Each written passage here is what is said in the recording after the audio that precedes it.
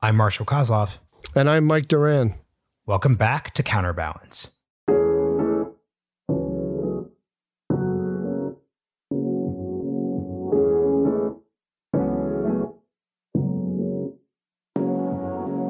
Marshall, our guest this week is a friend of mine, Mohammed Alyahya. He's the editor-in-chief of Arabiya English. That's a Saudi news service in Arabic, but he does the English face of it. He's one of the most thoughtful commentators on Arab politics, in particular on the Gulf. Very, very analytical and sober guy. The problem with this, from my point of view, about interviewing him is that I agree with just about, as I said in the podcast, I agree with just about every word he says. What was so useful for me about this conversation was the fact that he was able to bring a useful framework to the conversation. So he was able to set up the fact that it's not merely that you have this regional conflict between Sunnis and Shias in the Middle East, but actually his framing is that you have a US-led alliance that's set to counter Iran. So there's a conception that we all have that from his perspective isn't quite as accurate. So anytime we could have a guest on who can give us a new way of thinking about the world, I found that to be incredibly helpful. We went decently long on this one just because this is a topic which I'm deeply interested in. Mike, you are just deeply passionate about. So a lot of great stuff here, really happy with it. So without any further ado, huge thank you to Hudson Institute for supporting our work, and let's dive into the episode. Mohammed, thank you so much for joining us today. I've known you, I don't even know anymore how long it's been. Probably about 6 years, probably 2015 or so I first met you. And it strikes me that the things that you've been saying since then haven't changed a lot. Your basic message is pretty much the same. Am I right about that? Thanks for having me, Mike. I've been saying the exact same thing since 2015, like a broken record, yet people like you keep inviting me to say the exact same thing over and over again. I did the podcast recently where I said the exact same thing, and the exact same people who praised what I said in 2015 told me how great my ideas were. So, I guess history is repeating itself. Did I tell you how great your ideas were? That doesn't sound right. Once, but you didn't mean it, probably. So let's start here, Mohammed, because I want to get past the repetitive conversation point. Let's just, for our new listeners, what have you been saying since 2015? Let's just define what is the broken record you've been repeating so that way we could move beyond it, at least today. So essentially, it's the idea that empowering Iran carries real dangers in the region. That, allowing Iran a free hand in places like Syria, Iraq, Yemen, will have horrible consequences for the people living in those areas. In 2015, when the Joint Comprehensive Plan of Action was being sold, the Iran deal, it was almost blasphemous to mention in any think tank setting in Washington or maybe even London the basic fact that Ansarullah or the Houthi movement are tied to Iran. People would dismiss you as a tinfoil hat wearing conspiracy theorist that is really making things up. And Mike, can attest to this. The idea that there was any link whatsoever between Iran and the Houthis was something that was considered laughable. That evolved, and then it became, there's a link between Iran and the Houthis only because Saudi Arabia intervened in Yemen and exacerbated the situation there. But there's no material support. And then it became there's material support, there's some ballistic missile support, et cetera, until now, there is a consensus that the Houthis are indeed an Iranian proxy. So if you look at, and this all falls into the plausible deniability that Iran has successfully achieved in the region by using its proxies. People who want to paint Iran in the most positive light are aided by Iran's use of proxies and its reliance on plausible deniability. Iran's foreign minister uses this very masterfully. This is what we saw in 2015. Today, we are seeing Iran do everything that it did in 2015, except without plausible deniability. That has been stripped away from it. There are efforts to restore Iran's plausible deniability today, but they're not succeeding. Not nearly to bring Iran's plausible deniability back to its 2015 days. What we're seeing today is that without that plausible deniability, with everybody in the room knowing full well what Iran is capable of and responsible for in the region, there is a conscious decision to empower the Islamic Republic of Iran and give it the resources it needs to conduct its regional policy, its expansionist regional policy. When you say there's an effort to empower, I take it you're saying an effort on the part of the Biden administration. Is that right? Yeah, and I think the commitment that we see from the Biden administration to signing a deal with Iran is not new. There was a commitment from the Obama administration to sign the Iran deal, and the Iranians are masterful negotiators. Credit where it's due. They negotiated a deal that was extremely advantageous to them in 2015, and they're extremely lucky to sign the exact same deal again today, and that's pretty much what that's where things are headed, I guess, today. And the reason that they're capable of securing such favorable terms for themselves is because they understand the desperation and the commitment for a deal from the other side for their own political reasons.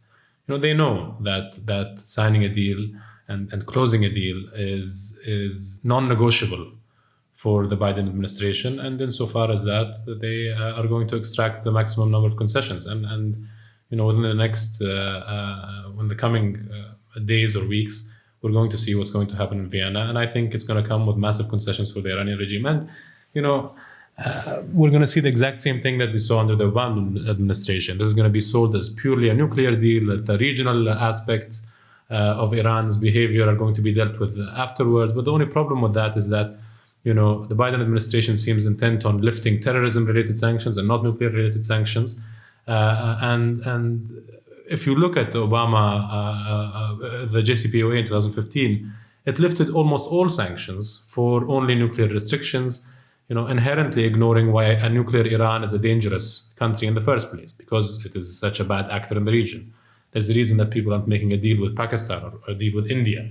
Iran is dangerous because it wants to upend what it perceives to be a US-led regional order. It's killed 600 Americans in Iraq. It conducts terrorist attacks in Europe. Pakistan and India don't do that.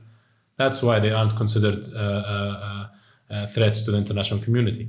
Mohammed, to your point, there's a clear tie between the perspective and actions of the Biden administration and the Obama administration's 2015 priorities. Obviously, though, a lot of big things happened in the period of 2016 to 2020 during the Trump administration.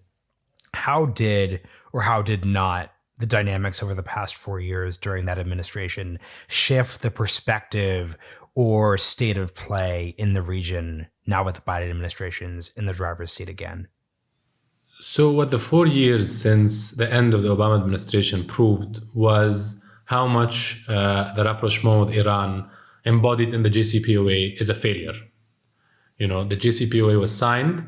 It was a flawed agreement on its own merit as a nuclear agreement. Its sunset clauses allowed Iran a clear pathway towards a nuclear weapon, and I'm sure Mike Doran can expand on this at length. But more than that, it showed that it came at a very steep cost for the region. 500,000 Syrians were slaughtered by Iran's proxy militias in Syria and Bashar al-Assad and the Russians in that country. In Iraq, we saw a country that has as much oil as Saudi Arabia and all the ingredients to become one of the greatest Arab countries, turned into an Iranian satrapy where the entire power structure is beholden to Iran's Revolutionary Guards, where the state is weakened on purpose to make way for Iranian-controlled militias that monopolize the use of force. That's a very similar setup to what we see in Lebanon. And in Yemen, we see Ansarullah or the Houthi militia controlling Sana'a and bringing alive a model that is very close to the model of Hezbollah in Lebanon. So not only was the JCPOA a demonstrably flawed deal on its merits as a nuclear accord, but also it was proven that it came at a huge human, economic, you name it, cost to the entire region. So I guess, going into that same deal again right now is much more problematic and dangerous than it was going into it in the beginning. But that seems to be exactly what we're headed for right now. And unfortunately, we can predict exactly what the consequences are. The people who are going to pay for this deal are the Iraqis, the Syrians, the Lebanese, and the Yemenis, just like the Syrians paid for it in 2015.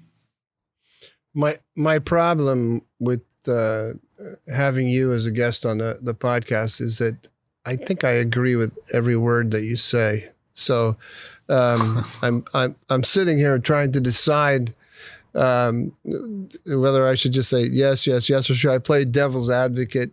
Let me just ask you how you understand why I was going to say the Obama administration. It really is anyway. The Obama-Biden administration. Why does the Biden administration think that this is a smart thing to do? From my perspective, I'm sure you agree. Right? Actually, I'd be interested to know if you agree. I agree. The major thesis of the Obama administration, that the choice was between war or the JCPOA, was totally disproven by Trump's maximum pressure. He in very short order weakened Iran greatly, demonstrated that Iran does not have a war option against the United States when the United States crushes its economy.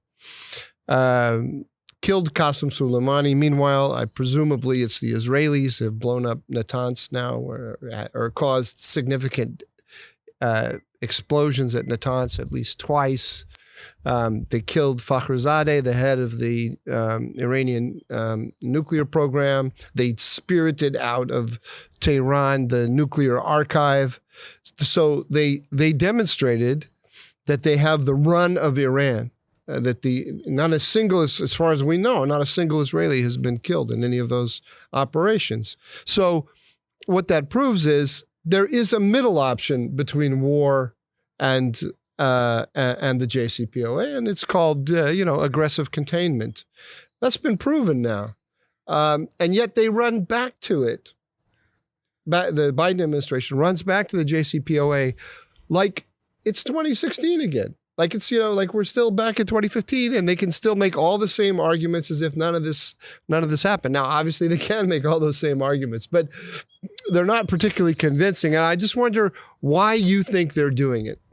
That's a great question. But before that, I want to comment on something that you said, and I think you hit the nail on the head. This middle option is our problem here, and it's an intellectual problem. What we see from detractors of the maximum pressure strategy is, that they assess and they measure the success of maximum pressure in its ability to bring Iran to the table, and that's not the right way to measure the success or the efficacy of sanctions or containment. If I were Iran and I knew that my adversary is measuring the success of their policy by my coming to the table, the first thing I would do is not come to the table and prove their policy as a failure. The reason that Iran is contained is because when it is not contained, it can more easily expand into Iraq, expand into Syria, and expand into Yemen, kill people, and execute its foreign policy and its domestic policy, indeed, of course.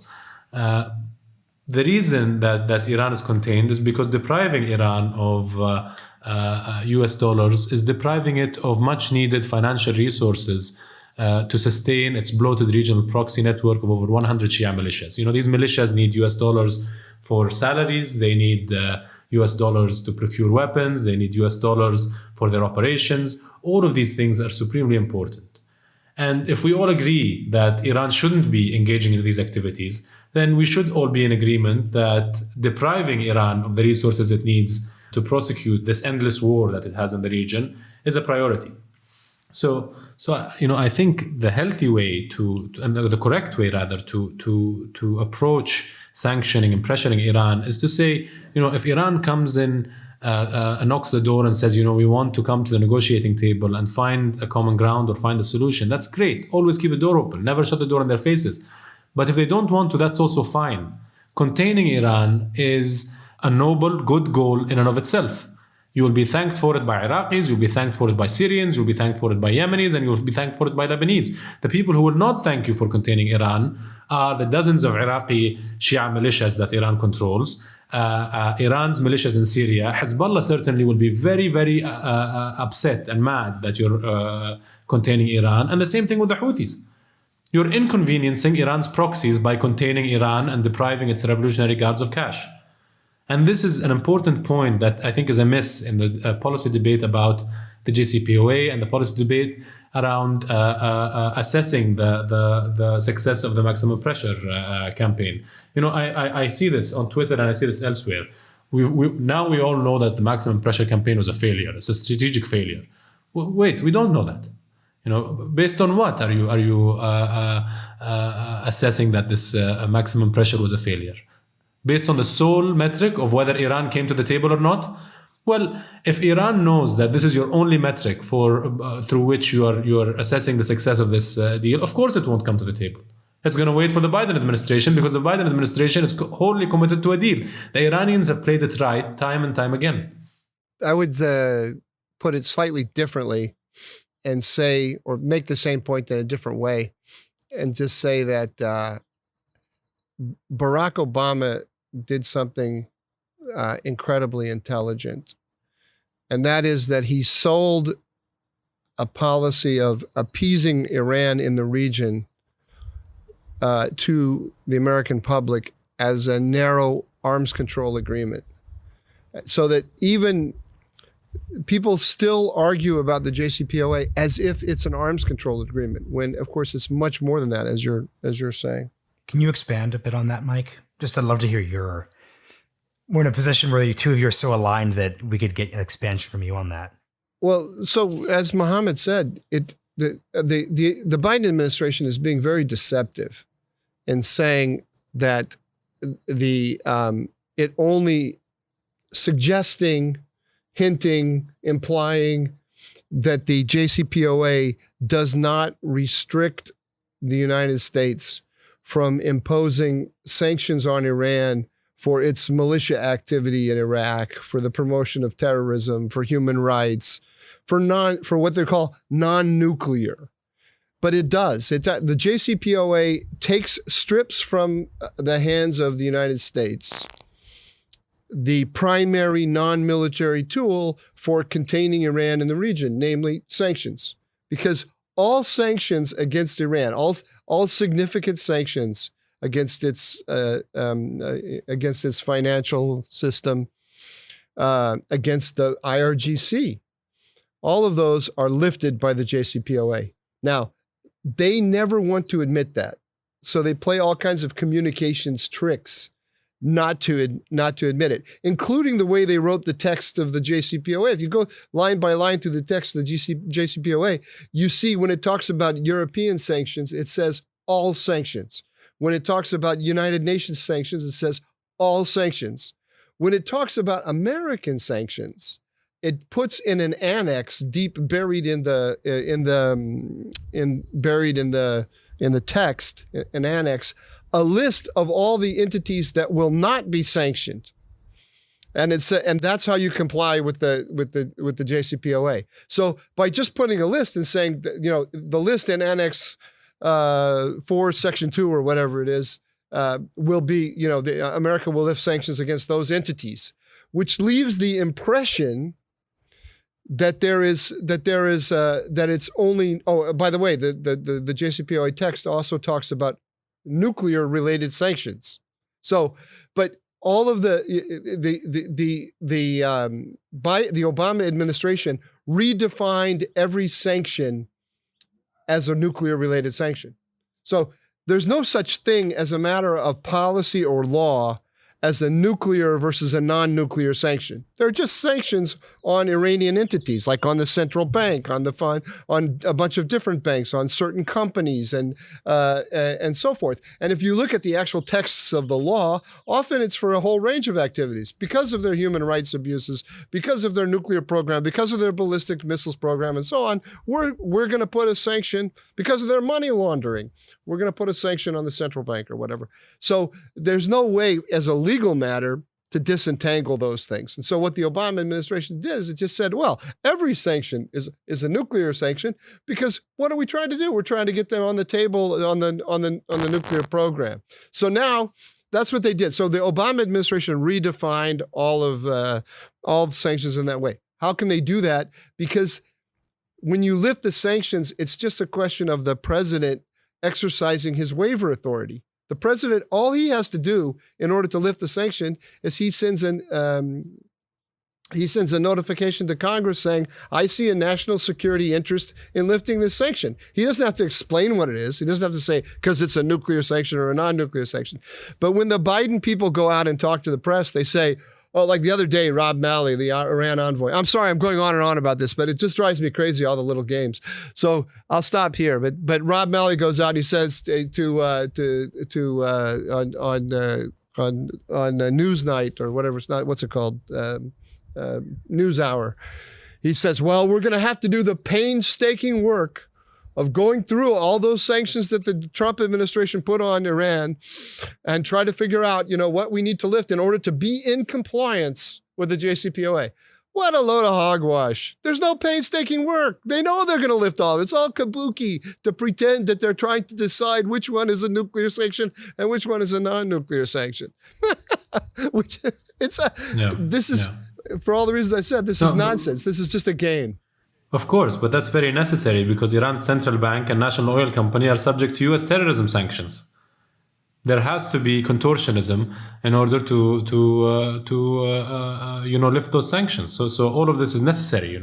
It's necessary, but it's highly deceptive and deceitful. There's no doubt. There's no doubt that it's deceptive. But if you want to lift sanctions on Iran, if you want to appease the Islamic Republic regime in Iran, if you want to empower the regime and reach to where the United States was in 2015, then you have a huge pickle. Iran's central bank is very important, and so is its national oil company. The fact that they have terrorism sanctions on them is a roadblock in front of anybody who wants to lift all sanctions in front of Iran. So these contortions, again, are expected.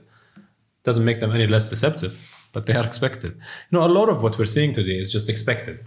It's like seeing a really bad movie play over and over and over again, with all of these talks, with all the talking points you see from the pro-JCPOA, pro-Iran crowd. One would almost think that new, better, faster, more effective talking points have been developed over the past years, but they haven't. It's the same exact broken record that you've been hearing in the past. Jawad Zarif is saying the exact same thing he said in 2015. It's like Groundhog Day. It does feel that way. A question for you. On the broader picture that some people may be wondering, it's hard to look at the situation with Iran, the Biden administration, without looking at the broader context in American domestic politics, which is a position at least where there's a certain degree of exhaustion with foreign engagements when they are framed in this type of manner. You're seeing the fact that we are preparing to leave Afghanistan with, at least so far, very little public backlash to a decision there. So within this domestic political context, what is the significance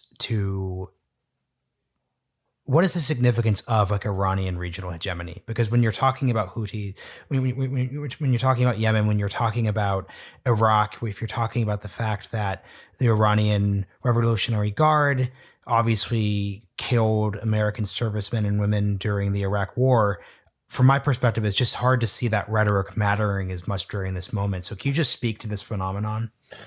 Sure. And I think that's a very valid point. But we have to make certain distinctions. American engagement in the region is not necessarily American military engagement in the region. People conflate the two all the time. People that have issues with the idea of American imperialism, of American expansion into the region, tend to conflate the idea of America engaging with its allies, of containing its adversaries, with the idea of massive troop deployments a la Iraq or Afghanistan. It's not a zero-sum game. It's not black and white in that sense. There is a middle ground there that's important. And I think this all goes back to a certain point, and it's a question. I'm sorry, I'm going to answer a question Mike asked in the beginning, because it's a little bit tied to what you're putting forward, and it's why the current administration views the region in the way it's viewing it. I forgot how Mike worded the question exactly, but I think there are a set of assumptions about the region that underlie U.S. policymaking within what some call the Obama doctrine, and it's that, and these are false assumptions. They're bad assumptions. They're antiquated assumptions, and that's why they are leading to flawed policymaking and policymaking malpractice. And one of those assumptions is that Arab countries are full of fundamentally and largely anti-American people. That was true in the 60s, in the 70s, in the 80s, maybe in the early 90s. There was a critical mass of people in Saudi Arabia, a critical mass of people in Syria, in Lebanon, that were anti-American. You have to remember that there was the spread of Nasserism, Arab governments, Arab republics that were going towards communism, and you had pan-Islamism and the spread of the Muslim Brotherhood in the region. And what all of these ideologies share in common is, anti-Western imperialism, anti-Americanism. That did exist in the past. So if you look at the idea of disengaging from the Middle East by today's policymakers, there is this language and this idea of people there don't like the United States. We've only caused harm in that part of the world, so let's just get out. Iran is a very strong actor in that region. Maybe it's natural for Iran to be extended across the Levant and into Yemen. They're the big boys on the block. Our allies, Saudi Arabia, are only strong because of our alliance with them. Maybe we're screwing around with the natural equilibrium in the region, and maybe we should just leave. The problem with that is that people are not overwhelmingly anti-American in Arab countries, in Iraq, in Syria, in Lebanon, in Yemen. People are overwhelmingly anti-Iran. That's the reality that we see on the ground right now. If you look at the protests over the past few years in Iraq among young Arab Shias, and these are not a-religious young Arab Shias, these are very much religious Arab Shias, none of them were burning American flags. None of them were chanting against the United States. They were all carrying photos of Khomeini and Qasem Soleimani and chanting against them. And many of these young people were teenagers. Many of them were born after the US invasion of Iraq. The people that they view as their oppressors, the people that they view as problematic, are the Iranian figures that are running their country and are empowering the militias that are in control of their economy, in control of their society, and in control of their government, that are the cause for the state collapse in Iraq. People have no illusions in Iraq that the reason for that country's failure, by all measures, is Iran. In Syria, you see the same with the people that stood up against Bashar al-Assad and the Iranians. In Lebanon, even young Arab Shias in the south and in Shia towns and villages have come out for the first time publicly in front of cameras chanting against Hassan Nasrallah, something that was considered taboo, something that was unheard of even among Christian and Sunni populations in that country. In Yemen today, we saw that in 2011 when Ali Abdullah Saleh was ousted, young people were calling for a representative government in that country. They were calling for a civil government away from political Islam, away from influence of political Islamist parties, be they Sunni or be they Shia. And the same can be said about the rest of the region. And this is something I think Gulf states have realized and have noticed. And are leveraging in their plans for the region going forward. So I think this is an extremely important point that should be addressed and should be focused on. People in the region are sick of the model that Iran is trying to shove down their throats and trying to use.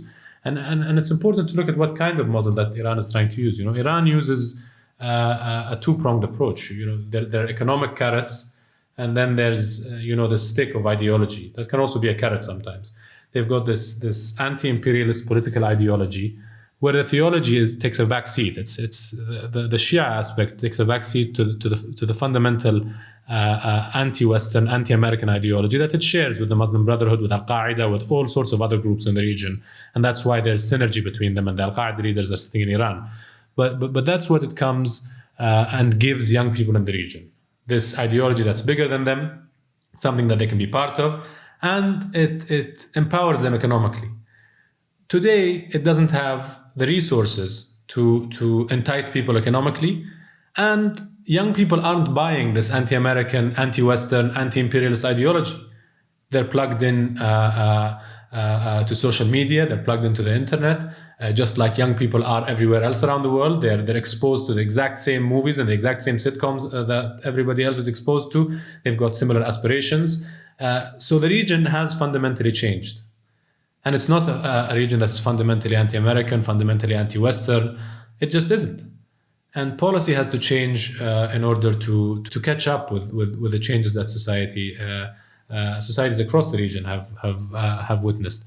The Islamic Republic of Iran's ideology is a race against time, not only at home. We've seen the protests that have been quashed by the government inside Iran against mandatory hijab, against all sorts of draconian laws that Iran has, but also across the region. It's a model that's a failed model. And I think that's something to watch out for. And that's something that has to be corrected in the assumptions of some people that are making policy in the United States today.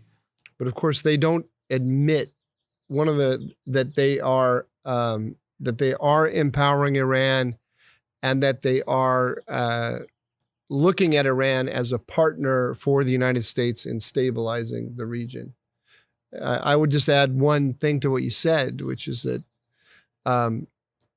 even if Khamenei wanted to be a partner of the United States in stabilizing the Middle East, even if that was his fervent goal, and I don't for a second believe that it is, but even if it was, he can't do it. Iran can't do it. Iran doesn't have, aside from the unattractiveness of its model, it doesn't have the ability to stabilize anything beyond its borders. It's never done that. And if there's one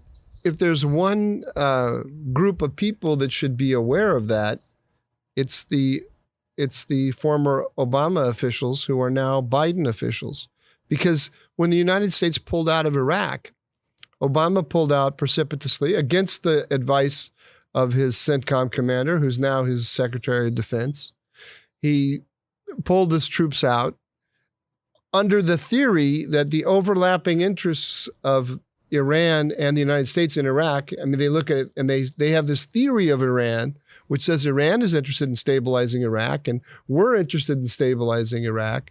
So, and we don't have major aspirations to control Iraq or even its resources in any way. So we'll pull back and the Iranians will move into the ensuing political vacuum. They'll fill the ensuing political vacuum and they'll stabilize the region. They'll stabilize the country. Well, they didn't do that. The only muscle they have to flex abroad is their militias. And they flexed their militias in Iraq and they brought chaos to the country. Shiite sectarianism in the government, which, as you say, now there are young Shiites on the street protesting against that. But it also created a vacuum in the Sunni areas into which ISIS grew. So the United States found itself, because the Iranians couldn't do the job that the Obama administration fantasized that it would do, the Americans found themselves actually getting back involved. But when they got involved, to go in and destroy the Islamic State, they continued their theory that the power to do it with is Iran, and so they aligned with the Iranians in Iraq, and also, in my opinion, we don't need to get into that, in Syria as well. So it's a failed model. It's a failed model at home. I talked last week to Wang Shiwei, the Chinese American who was kidnapped by the Iranians after the JCPOA, by the way. This tells you who these guys are.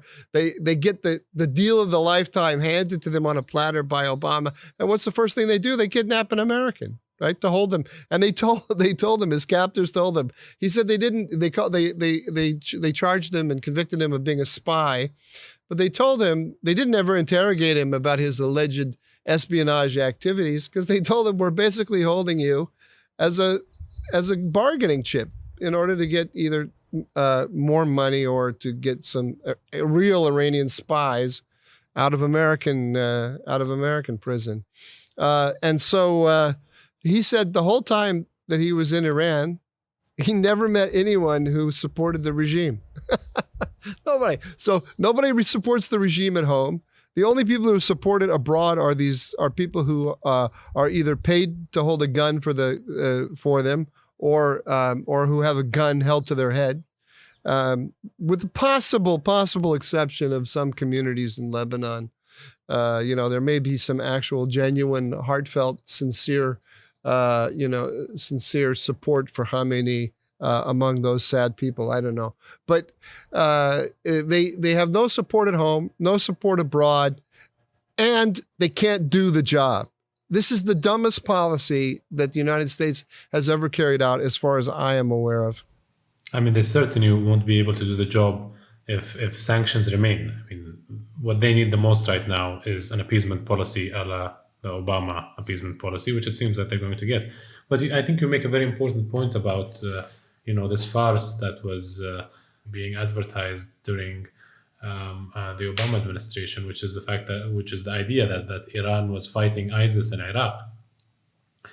The reality of the matter is those Shia militias were as bloody, as barbaric as ISIS ever was.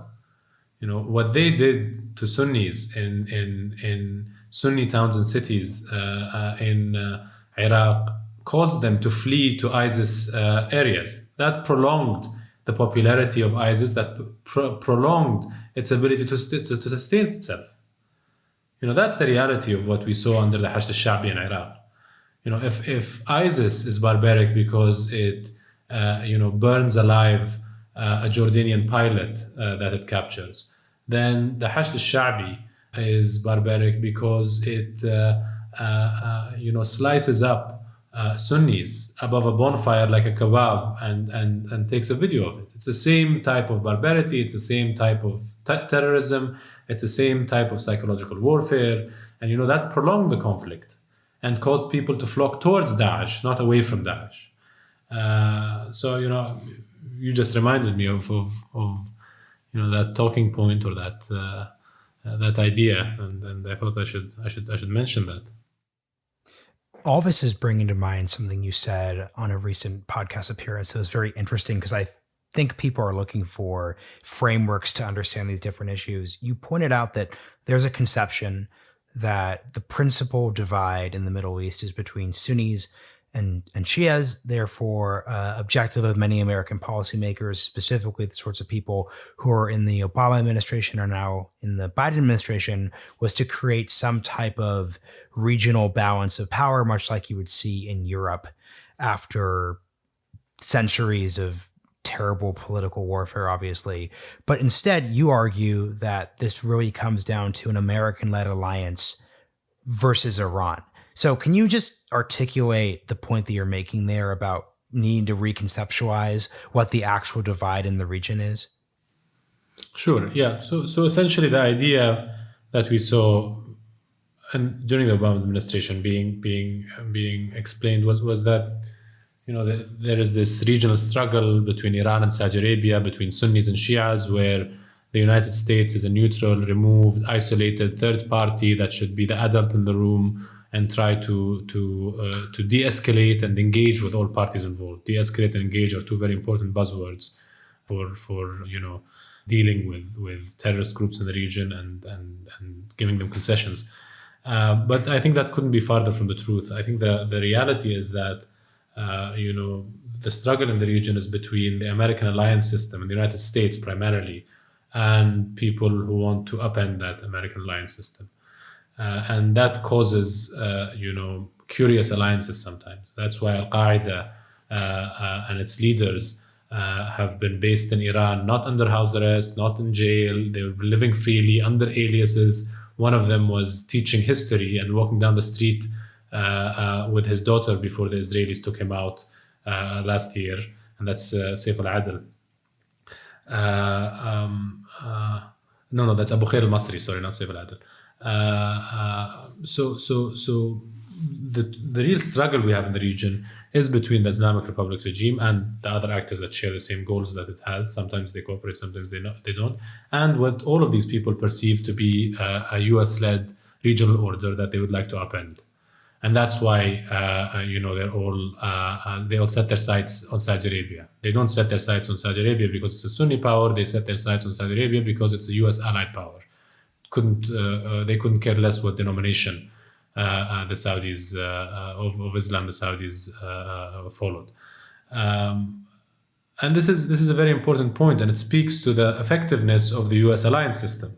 The reality of the matter is, a country like Saudi Arabia owes a lot to its alliance with the United States. Aramco, the Saudi oil company, was developed after cooperation with the United States. A lot of Saudi Arabia's infrastructure was developed as a result of cooperation with the United States.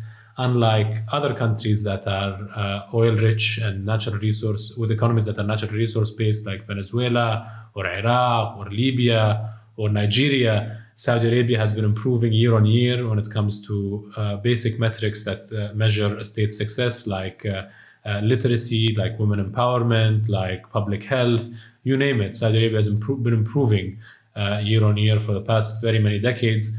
If you look at Jordan and the security that you see there, it's something that sticks out in the region. The rest of the Gulf countries that are close to the United States, that have an alliance with the United States, all are faring extremely well. It's a very beneficial alliance system that exists in the region. It's beneficial in terms of counterterrorism for the United States. It's beneficial in terms of counterterrorism for people in the region. It works. And it's paid dividends to the United States, and it's paid dividends to all of the United States allies in the region. That is something that's being fought. It's not a sectarian issue between Saudi Arabia and Iran. And it's being fought in Iraq, it's being fought in Syria, it's being fought in Lebanon. All of these places are battlegrounds for influence between this US-led regional order that happens to bring stability every single time, and the Iranian model, which thrives on instability. The reality of the matter is that the Iranians are not in Iraq, Syria, and Lebanon to reclaim influence from Saudi Arabia. Saudi Arabia doesn't have any militias in those countries. They are there to reclaim influence from the United States. That's why they exist in those countries. What's amazing is that you now have a significant segment, at the moment the dominant segment of the American national security elite, that is working against that alliance system, whether it realizes it or not. It's remarkable if you follow the propaganda to see how much of the statements coming out of the United States about what's going on in the Middle East are exactly the same, identical to the Iranian propaganda, whether it's about Yemen, whether it's about Iran and the JCPOA and the failure of maximum pressure. And it all started back, you remember, when Obama told us that we don't have to worry about Iran's nuclear program because there's a fatwa against that. Yeah. Which it's amazing to have the president of the United States delivering talking points that were written in Tehran. I can't quite get my head around it. But let me put this as a question to you. So we have a segment of the American national security elite that is really dismantling or severely weakening, I can't find the right words, its own the alliance system that it built together with its partners. What are the options for Saudi Arabia looking at this? Saudi Arabia, I mean, if there's one country, in the Middle East that's in the crosshairs of the Biden administration, slated for not for elimination, but for downgrading, it's Saudi Arabia. Actually, I think that the Israelis are as well, but politically they can't go after the Israelis. So part of the reason the Saudis are getting all the heat is because it's a way of taking down Israel. But that's a larger conversation. Maybe we don't have time for it. But anyway, they're certainly downgrading Saudi Arabia. How do you imagine they're thinking about this in Riyadh, and what are their options? Sure, that's a great question. But before I answer it directly, it's worth noting that it's not Saudi Arabia that will truly bear the brunt and carry the burden and pay the price for Biden's Iran appeasement policy. It's Iraq before Saudi Arabia, it's Yemen, it's Syria, it's Lebanon. It's those countries that are already weakened by Iran, that are already controlled by Iran's Revolutionary Guards, that are already beholden to Iran's militias, that will really bear the brunt of this policy that's empowering the Iranians. The Saudis, in that sense, have it very easy. They've got domestic security, they've got their borders covered. Almost every single missile that is lobbed, Iranian missile that is lobbed by Iran's advisors in Yemen is intercepted by Saudi missile defenses. This situation is horrible for the entire Gulf, and it's bad for Saudi Arabia, but it's not nearly as bad for Saudi Arabia and the stable Gulf states as it is for states that are already under Iranian control and being abused by Iran. But in terms of what Saudi Arabia can do, at the end of the day, Saudi Arabia will work with the Biden administration. They are working with the Biden administration very closely in Yemen. At the end of the day, even the Biden administration, even the Saudis today understand that cooperation with the United States is important. We haven't reached a point where the relationship is disintegrating. I think it's a difficult part in the history of the relationship, but it's not something the Saudis haven't seen before. There were severe disagreements with the Obama administration that I know you remember very well. I mean, on Syria and on pushing against Iran in the region. It's more of the same. What they saw during the Trump administration is the U.S. returning to a more traditional role it had in the region, the Middle East. Everybody likes to think that Trump's Middle East policy was an aberration or some sort of splitting from the norm, when in fact Trump just followed the book that the United States has always used and relied on long-standing alliances and relationships. Trump did do unorthodox and strange things by some standards, but he didn't do any in the region, I think. Although he did think outside the box a little bit in dealing with Iran. In the short term, I mean, if the question is, will the Saudis go towards China or try to put some of their eggs in the Russian basket? I don't think this is something that's viable in the short term. I'm not going to say it's not viable in the medium term or the long term.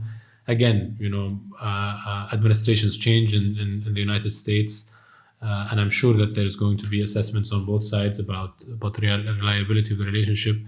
But I wouldn't be alarmist about that just yet.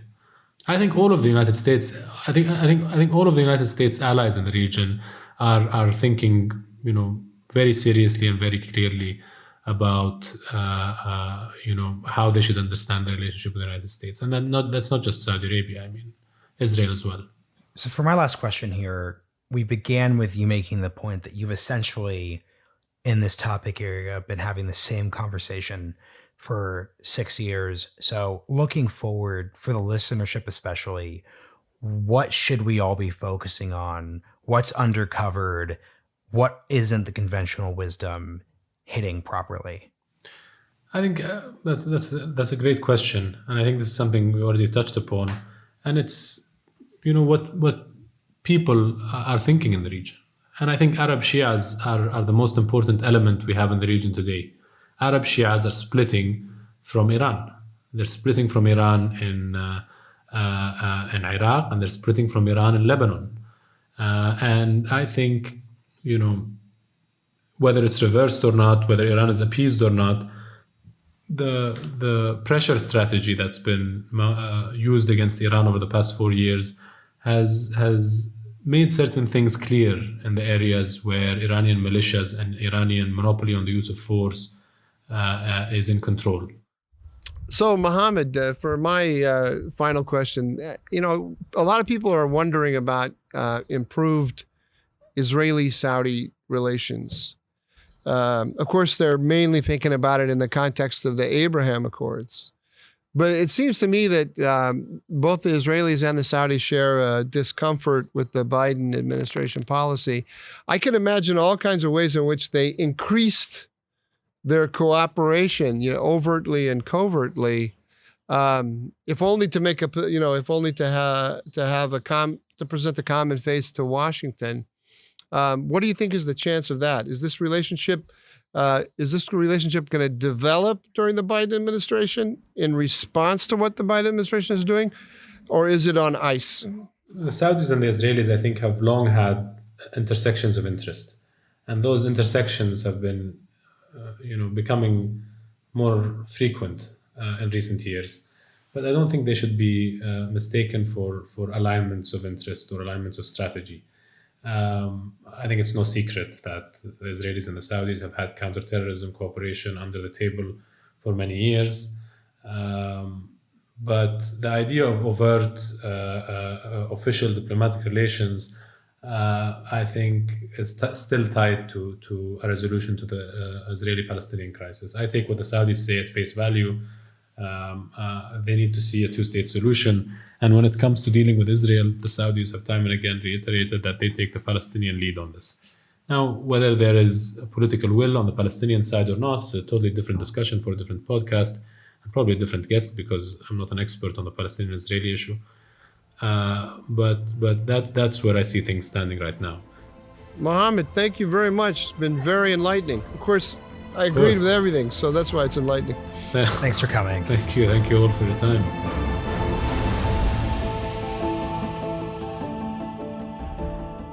Hope you all enjoyed the episode. As always, if you have any comments, thoughts, suggestions, please go to hudson.org. You can also learn more about the podcast and Mike and my work at Hudson Institute there. We really appreciate the work that Hudson does to support our conversations, and we really look forward to seeing you all next week.